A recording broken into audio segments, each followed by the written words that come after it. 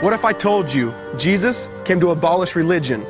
What if I told you voting Republican really wasn't his mission?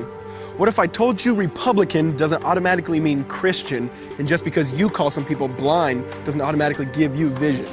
I mean, if religion is so great, why has it started so many wars? Why does it build huge churches but fails to feed the poor?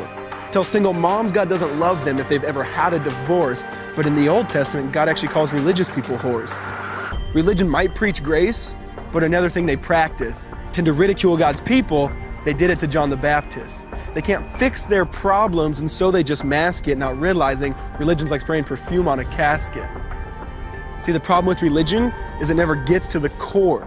It's just behavior modification, like a long list of chores.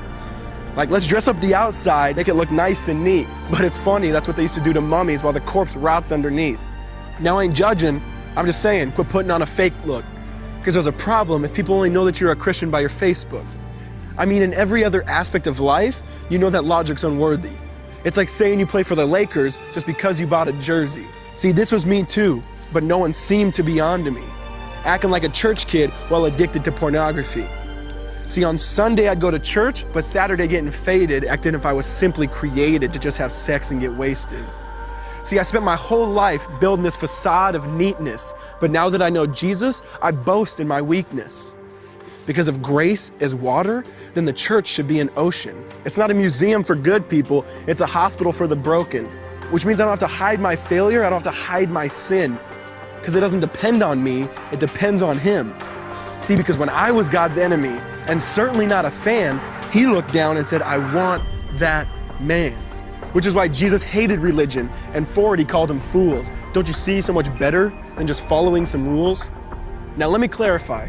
I love the church, I love the Bible, and yes, I believe in sin.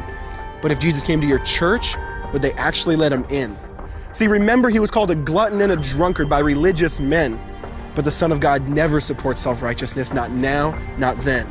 Now back to the point, one thing is vital to mention. How Jesus and religion are on opposite spectrums. See, one's the work of God, but one's a man-made invention. See, one is the cure, but the other's the infection.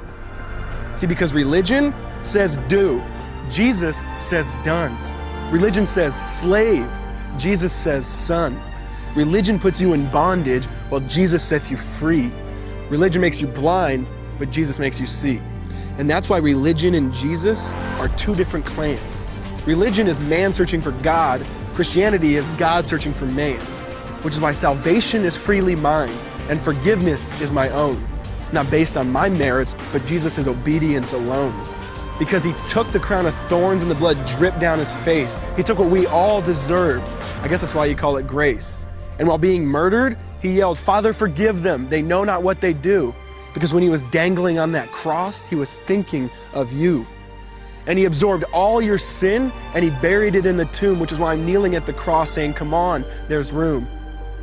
So for religion, no, I hate it. In fact, I literally resent it. Because when Jesus said, it is finished, I believe He meant it.